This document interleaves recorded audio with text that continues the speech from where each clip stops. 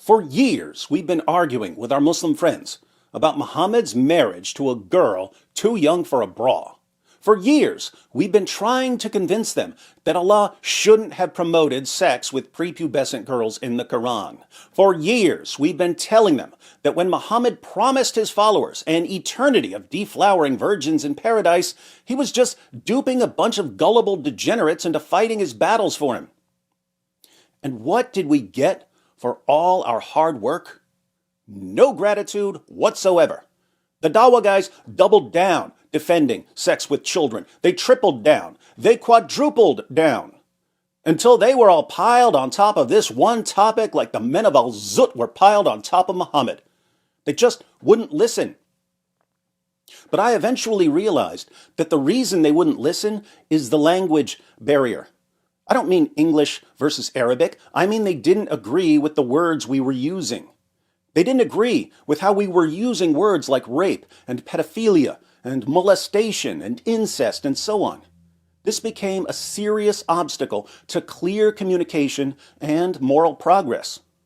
Fortunately, the entire time, the solution to this problem was in the Quran. In Surah 3, verse 64, Allah commanded Muhammad to say, "O people of the book, come to common terms as between us and you." Come to common terms. Common terms. That's what was missing from our discussions with our Muslim friends. All we needed to bridge the language divide were some common terms. And now, thanks to our friends on Team Dawa, we finally have the common terms we so desperately needed.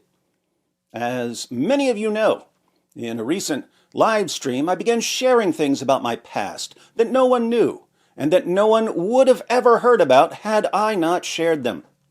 I admitted publicly that when I was 18 years old, out on bond, after attacking my father with a hammer, I had sex with two post-pubescent but underage girls. One was 13 years old and one was 15 years old. It was shameful, immoral, evil. But sometimes something positive can eventually emerge from something tragic. For instance, the death of a loved one might bring together two siblings who had a falling out and haven't spoken to each other for years. The tragedy might make them realize that there are more important things than holding grudges. This could lead to reconciliation.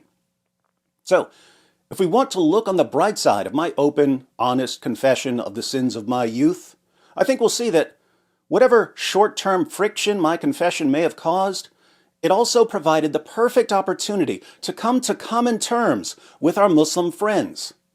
We've never been able to agree on the meanings of certain words. Until now.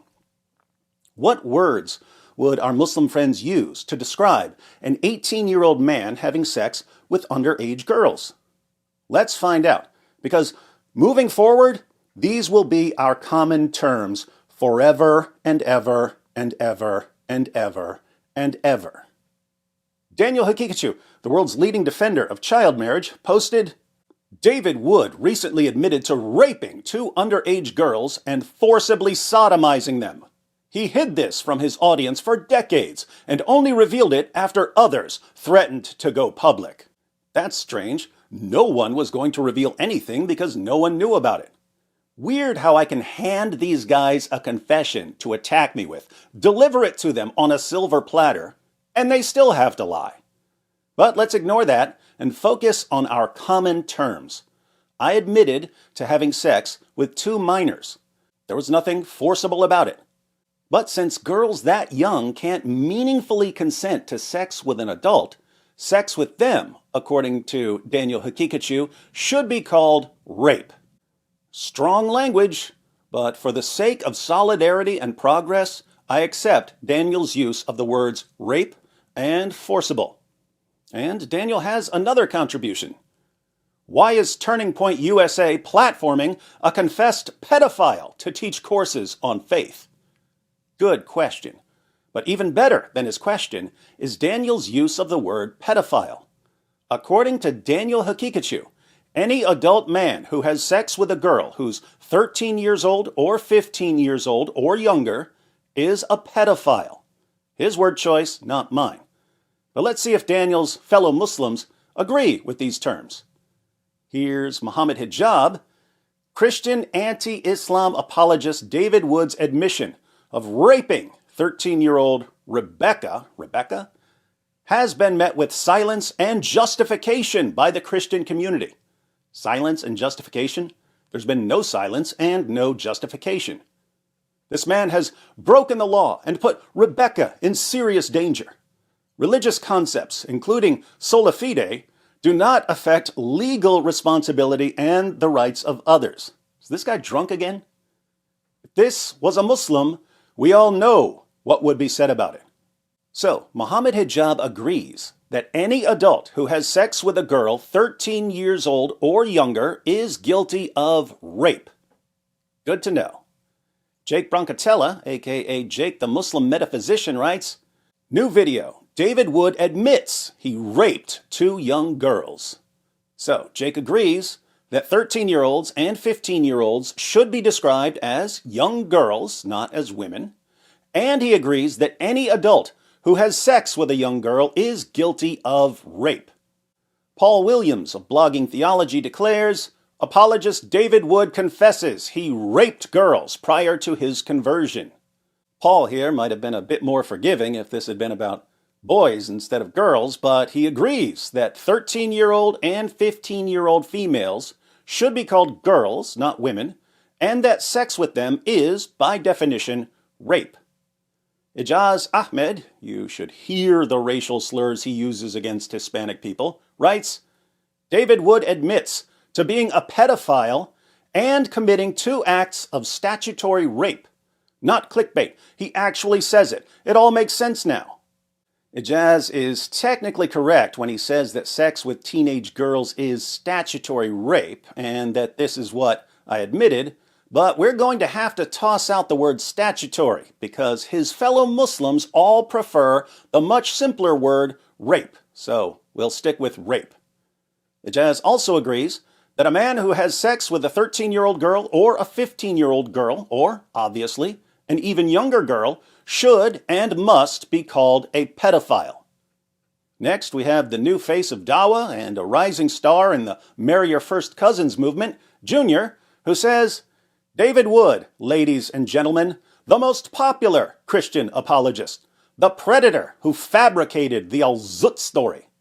We got the story from Muhammad's companion Abdullah ibn Masud, who was watching the entire time, so I'm not sure how we fabricated it for him. The pedophile who insults our beloved prophet. He proudly says, I had sex with 2 girls, 13 and 15. So, Junior agrees that a man who has sex with a 13-year-old girl or a 15-year-old girl, or, obviously, an even younger girl, should and must be labeled a pedophile and a predator. Finally, we have one Dawa who says, David Wood is a disgusting pedo. This is the same guy who has been attacking Islam for decades, yet he himself is guilty of what he accuses Islam of. Not quite. There were no 9-year-old girls or prepubescent girls in my confession. So, interesting choice of words from the Dawa community. Some of you may be uncomfortable with such strong language, but who are we to question the hikmah of our Muslim friends? We're here to come to common terms. And thanks to some good old-fashioned hard work, we finally have our common terms.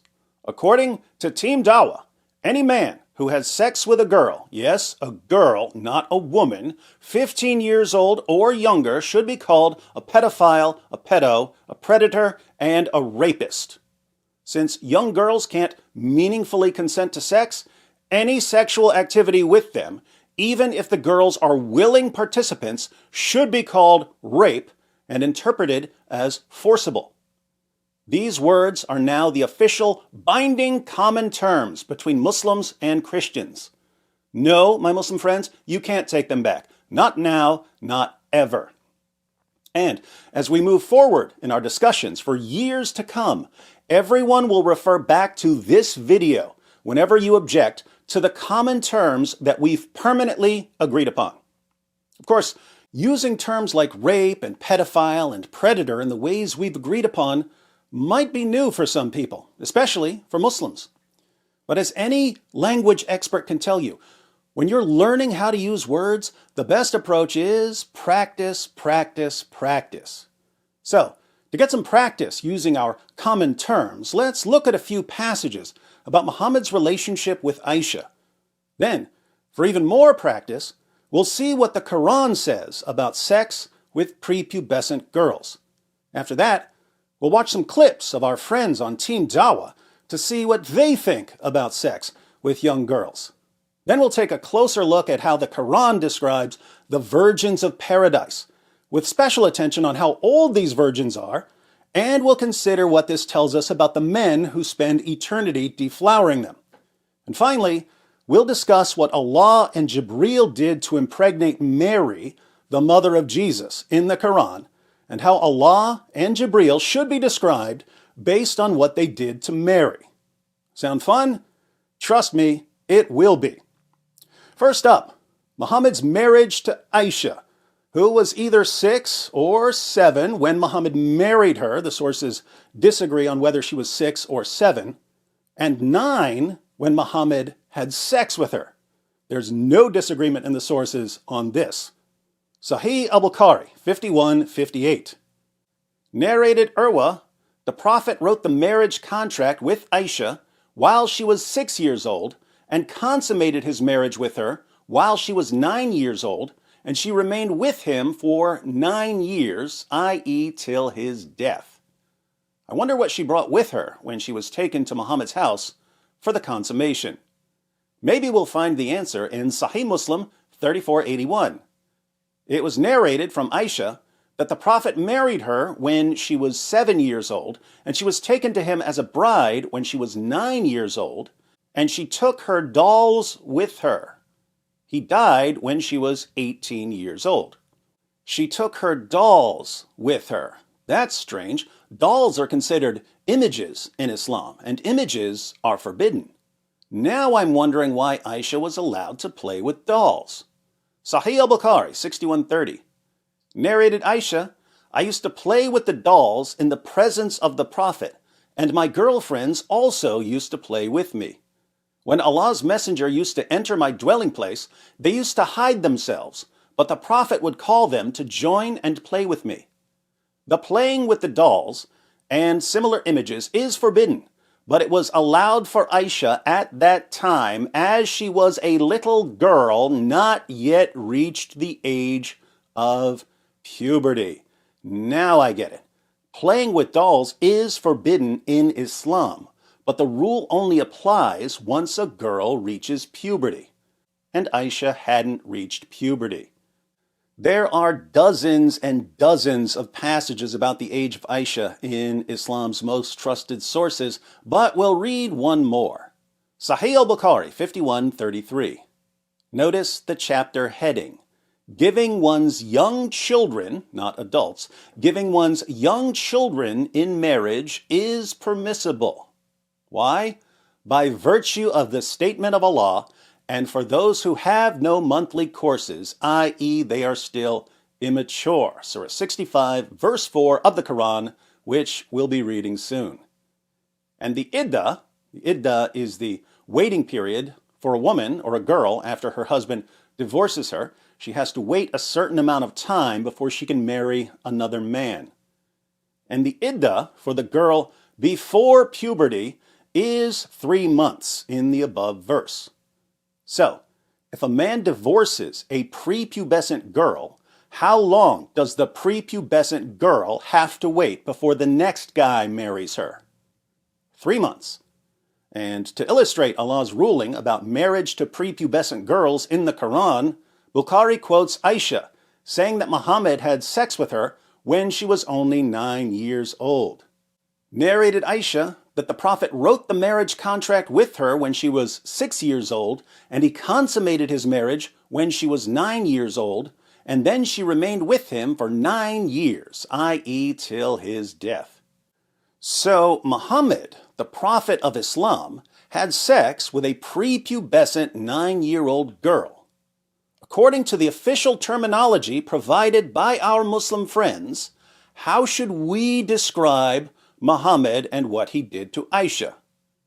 Whether we like it or not, we have to call Muhammad a pedophile, a predator, and a rapist. And we have to say that this pedo forcibly raped a prepubescent little girl. Their words, not mine. But what about the Quran verse that Bukhari cited? Surah 65 verse 4 is a little confusing if you don't know what it's about. So here's a crash course. Earlier in the Quran, Surah 2, verse 228, Allah revealed that if a Muslim man divorces his wife, she has to go through 3 monthly menstrual cycles before she can remarry. But the question later arose, what about wives who don't have monthly menstrual cycles, either because they're too old, or too young, or too pregnant? Since they don't have monthly periods, how long do they have to wait before they can remarry? Allah answers this question in Surah 65, verse 4, which reads, "And those of your women as have passed the age of monthly courses, for them the iddah, prescribed period, if you have doubts about their periods, is 3 months.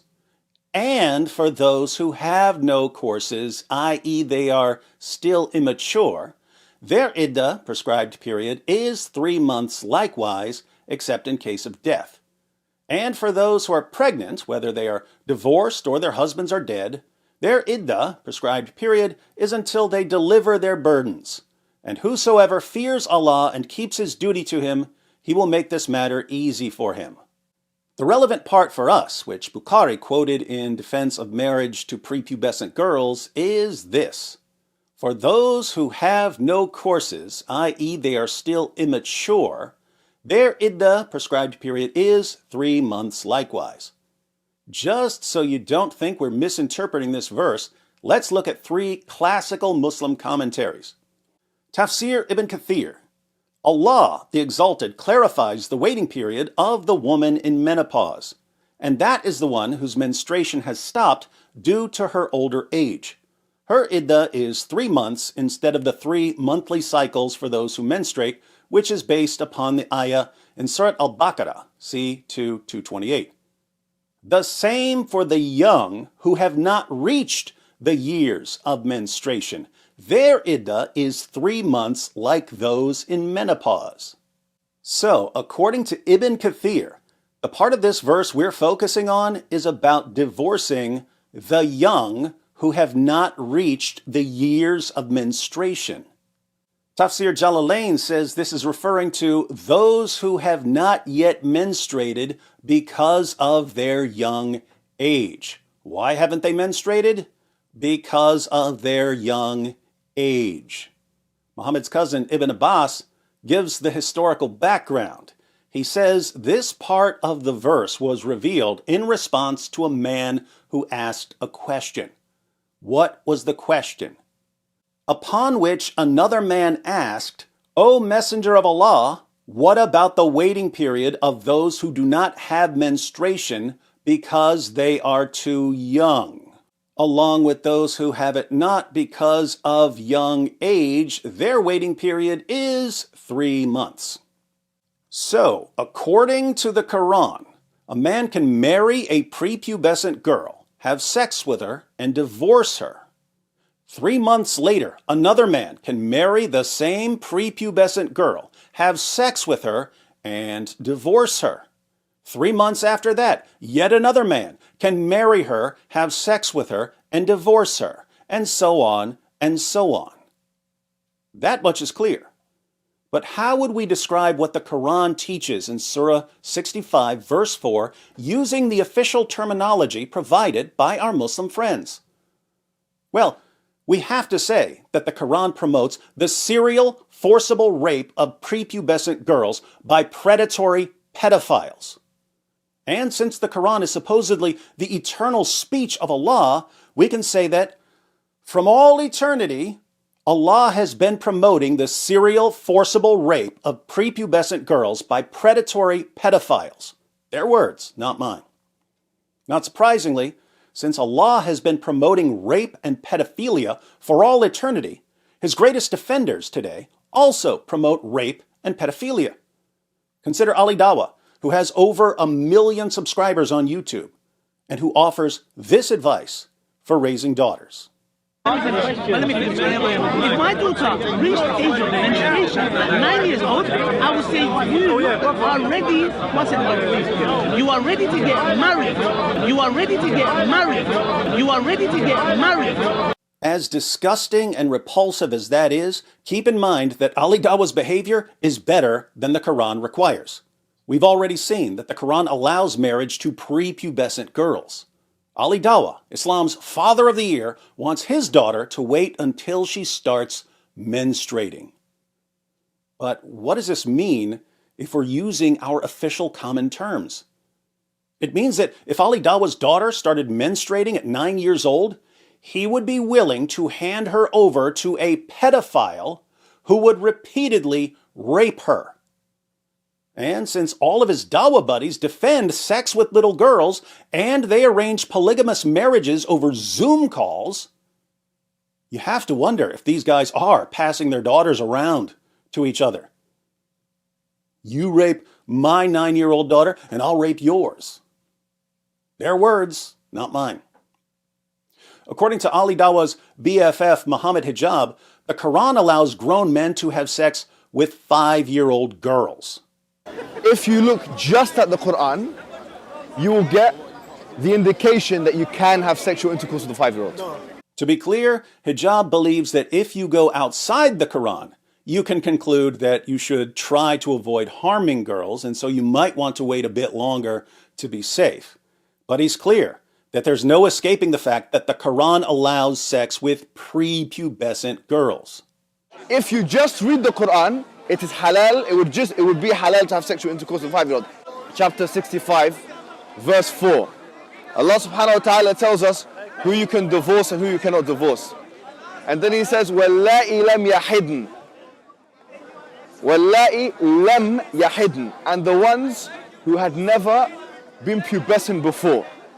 The reason why we don't have sexual intercourse with 5-year-olds and 6-year-olds and 7-year-olds or whatever is not because of puberty. It's not because of puberty, because that verse in the Quran actually says lam yahid. They never had puberty before. You can't go around that. Doesn't say anywhere in the Quran that the woman has to be pubescent. Get me one verse in the Quran which says the woman has to be pubescent. No. One verse. According to Daniel Haqiqatjou, a man can have sex with a 5-year-old, a 4-year-old, or possibly even an 11-month-old baby if the parents are sick enough to give permission. But could a man have a marriage to a 5-year-old consummated if she started precocious puberty? If she starts showing signs of physical maturity, then yes, that's permissible, as I stated. That's what about the age principle. 4? If there are signs 3. of... So this is something that becomes biologically impossible because precocious I have puberty, a study there are that shows no... it goes as early as 11 months. And this is just standard in the Dawa community. They defend sex with little girls. But these are the same guys who call sex with a 13-year-old or a 15-year-old rape and pedophilia. This means that even if they don't partake themselves, they are knowingly defending and promoting rape and pedophilia. They are rape apologists and pedophilia apologists. Their words, not mine. But it gets worse, because Allah hasn't just been promoting rape and pedophilia from eternity past, He also guarantees a future eternity of rape and pedophilia. I'm sure you've heard of the Houris Muslims will be given in paradise. These are the virgins Muslim men will spend eternity deflowering. Ibn Kathir quotes Muhammad on this.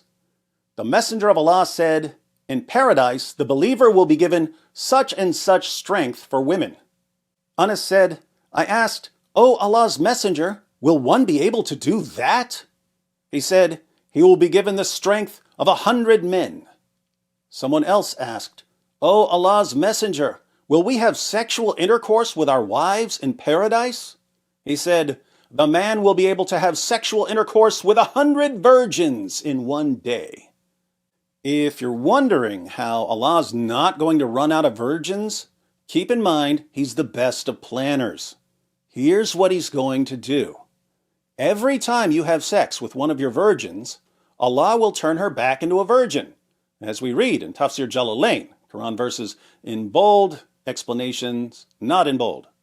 Verily, we have created them with an unmediated creation, namely the wide-eyed Houris. We created them without the process of birth and made them virgins, immaculate. Every time their spouses enter them, they find them virgins, nor is there any pain of defloration. That's thoughtful. This is how a Muslim man can have sex with 100 virgins every day. Allah keeps restoring their virginity over and over and over forever. But what else do we know about these virgins? Turns out there's an interesting verse of the Quran that talks about their breasts, but the verse gets translated in very different ways. Here's Arbery's translation of Surah 78, verses 31 to 34. Surely for the God-fearing awaits a place of security, gardens and vineyards and maidens with swelling breasts, like of age, and a cup overflowing. Arbery translates this as maidens with swelling breasts. There are Muslims who think this verse is about large, fully developed breasts, and they'll say this means that the women are fully grown, somewhere around 33 years of age. But other translations say something quite different. Here's M.H. Shakir's translation. Surely for those who guard against evil is achievement, gardens and vineyards, and those showing freshness of youth equals in age and a pure cup. Shakir doesn't even mention breasts. Why is that? Well, as Muslim scholars have explained, Surah 78, verse 33, isn't about swelling breasts. It's about a stage of development. The verse is about girls with budding breasts. Their breasts are just starting to form. This is why Shakir translates it as those showing freshness of youth who are all the same age. But don't take my word for it. You can find this in various commentaries, but the Muslim scholars at Islam QA have put together a nice article for us. The article begins by pointing out that to understand the verse, you have to learn how the expression is used in Arabic. Then the scholars explain. Based on that, we say to you that with regard to the literal translation of the word kawaib, that's the word Arbery translated as swelling breast because he didn't understand how it's used in Arabic, it is the plural of the word kaib, which refers to a female with developing breasts, as it says in Majmal al-Lugha.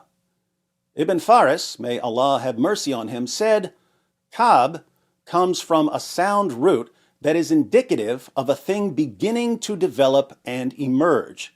From the same root comes the word kab, which refers to the ankle, which is the bone on the two sides of the lower leg where it meets the foot. And the word Kaaba, which refers to the house of Allah, may he be exalted, it is so called because of its prominence and its square shape. A woman is described as kaib when her breasts begin to develop. And here are some sources.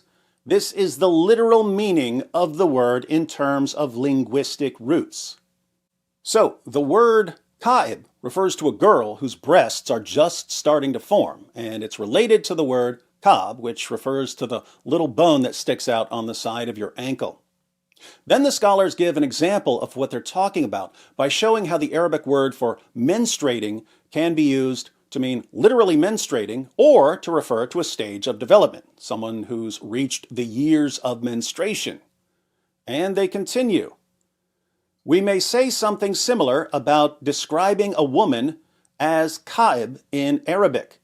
It is not intended as an erotic, physical description of any part of the woman's body, as much as it is intended as a description of the girl in terms of the emergence of the signs of femininity in her, as an indication of her young age and youthfulness so that men would be attracted to her.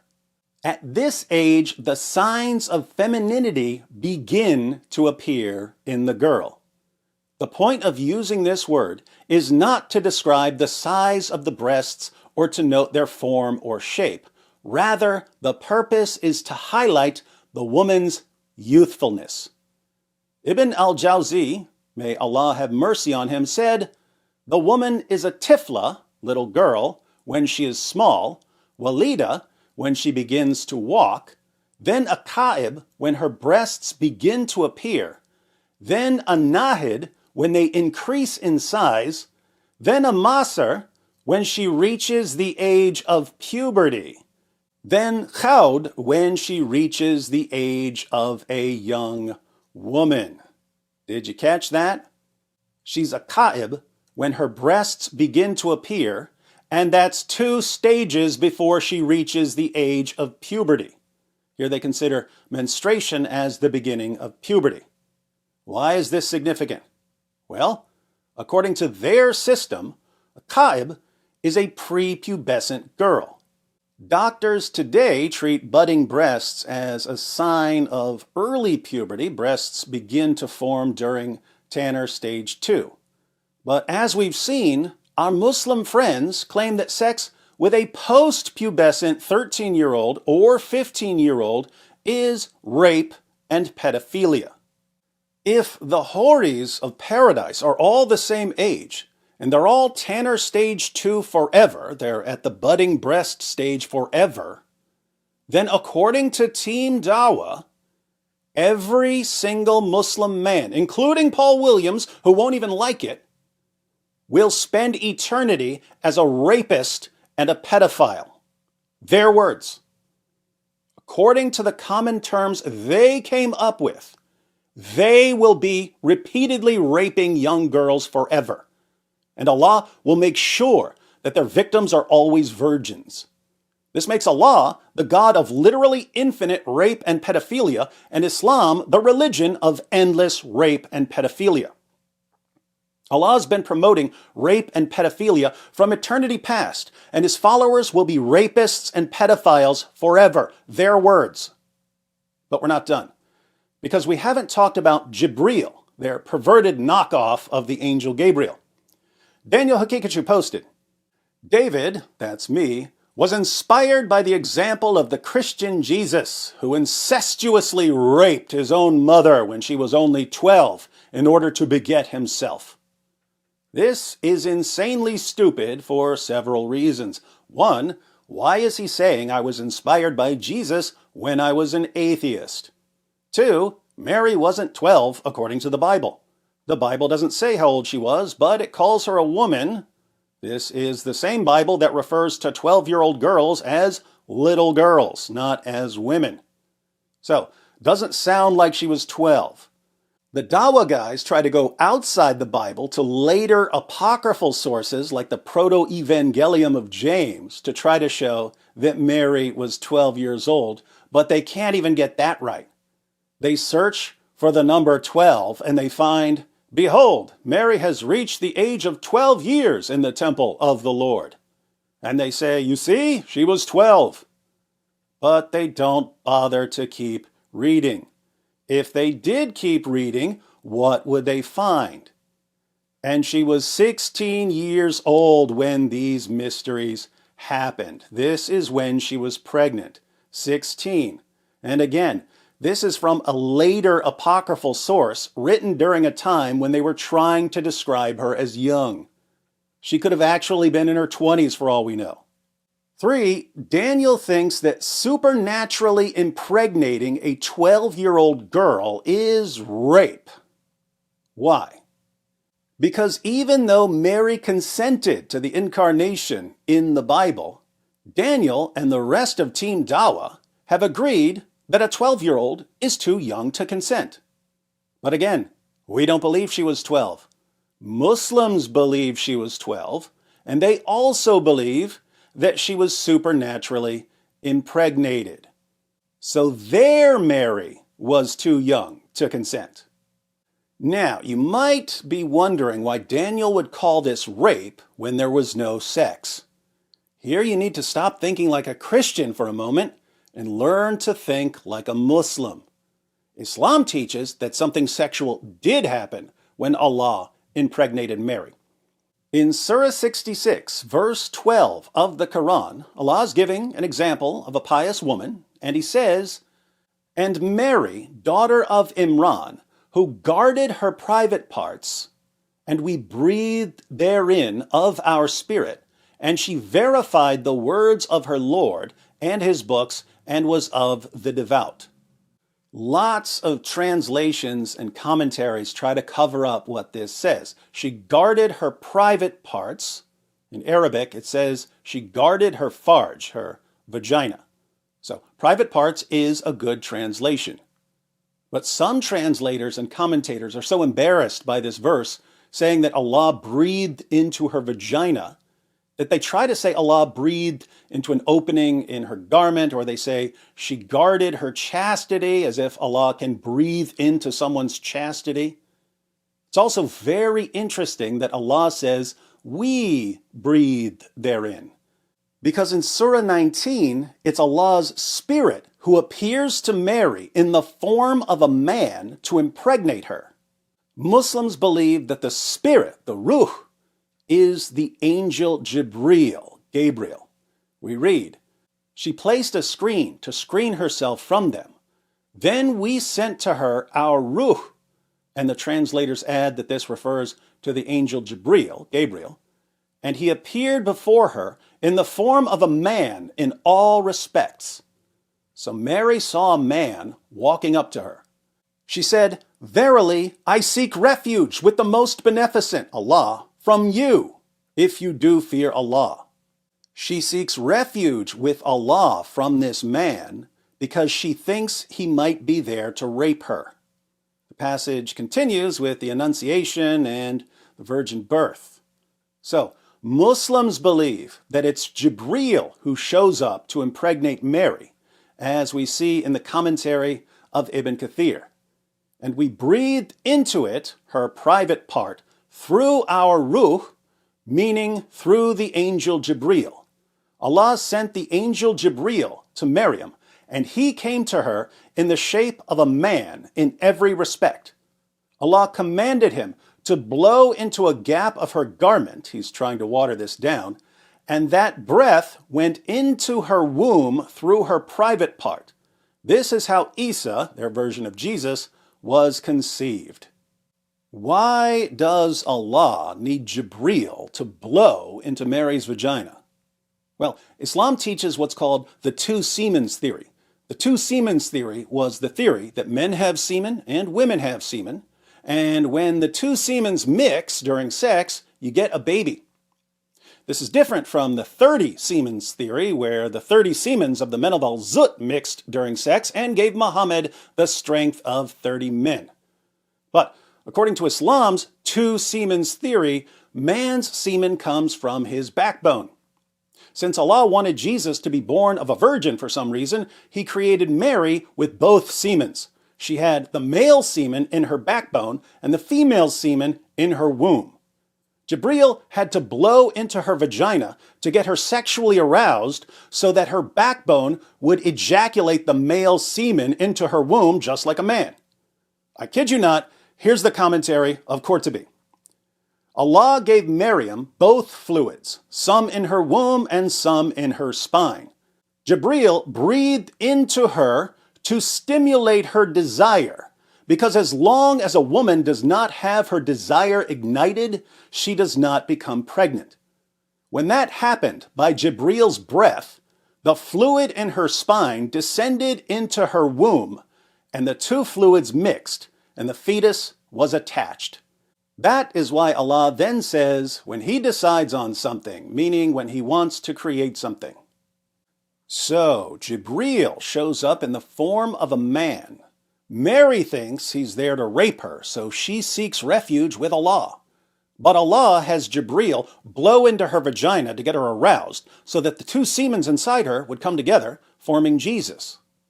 But remember, Allah says, and Mary, daughter of Imran, who guarded her private parts, and we breathed therein of our spirit. Allah says he was blowing into her vagina too. Muslims like Daniel think that since they believe this sick nonsense, we also believe it. And so they say, we believe that Jesus raped Mary. Muslims, not what we believe, but it is what your religion teaches. So, how should we describe the Islamic view using our common terms? Well, since Muslims believe that Mary was 12 years old, and since they've agreed that a 12-year-old is too young to consent, and since Islam teaches that this encounter was sexual, Allah and Jibreel blew into Mary's vagina to get her sexually aroused, we have no choice but to conclude that Allah and Jibreel are pedophiles who gang raped the 12-year-old Virgin Mary. I don't decide which words we use. I just use them as directed by our Muslim friends. Putting all of this together, what is Islam? We have Allah, who's a gang rapist and a pedophile, and who's been promoting rape and pedophilia from all eternity. Their words, not mine. Allah has an eternal rape manual for pedophiles, the Quran. Their words, not mine.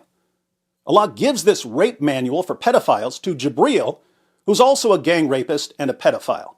Their words, not mine. Jibreel delivers this rape manual for pedophiles to Muhammad, who, conveniently, is a rapist and a pedophile. Their words, not mine. And Muhammad delivers this rape manual for pedophiles to his followers, who will spend eternity as rapists and pedophiles. Their words, not mine. What is this religion? And what have I said that doesn't follow directly from Muslim sources and from the common terms we've agreed to use? To all you Muslim men who are watching, do you really believe that this is from God? Do you really believe that the creator of the universe wants to turn all of you into everlasting pedophiles? Do you really believe that your eternity is going to be wake up, rape, rape, rape, rape, rape, rape, rape, go to sleep, wake up the next day, rape, rape, rape, rape, rape, rape, rape, go to sleep, and so on forever? You seriously think this is from God and not from someone else? Are you kidding me? How are you not leaving Islam? And what does it say about you as a human being if you know this now and you continue to believe it and support it? To all you Muslim women who are watching, according to Islam, if you make it to paradise, and that's a big if, considering what Muhammad said about women, if you make it to paradise, you'll be the wives of your earthly husbands forever. But as we've seen, your husbands are going to spend eternity as rapists and pedophiles. Are you okay with that? Will you enjoy paradise as a faithful wife to your husband, knowing that he's raping 100 virgins a day? Do you really believe that this is what the creator of the universe came up with for you? Do you really think that your reward for eternity will be sitting around while your pedophile husband rapes young girls? Seriously? Is this what you want for your children? Do you want your sons to spend eternity as rapists and pedophiles?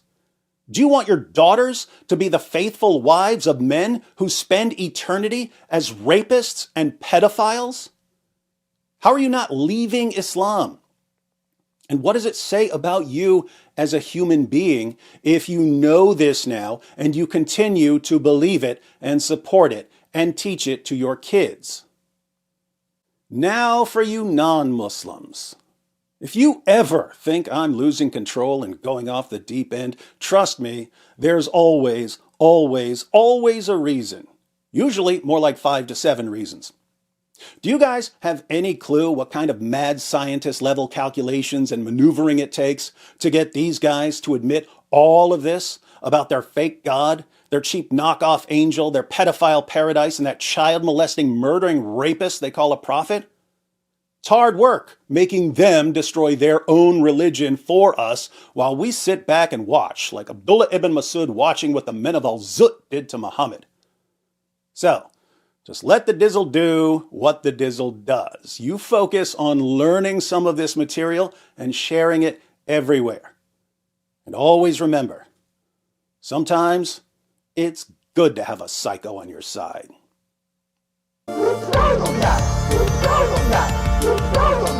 It just backfired on me. part of our religion, there's a reason to it. Yeah?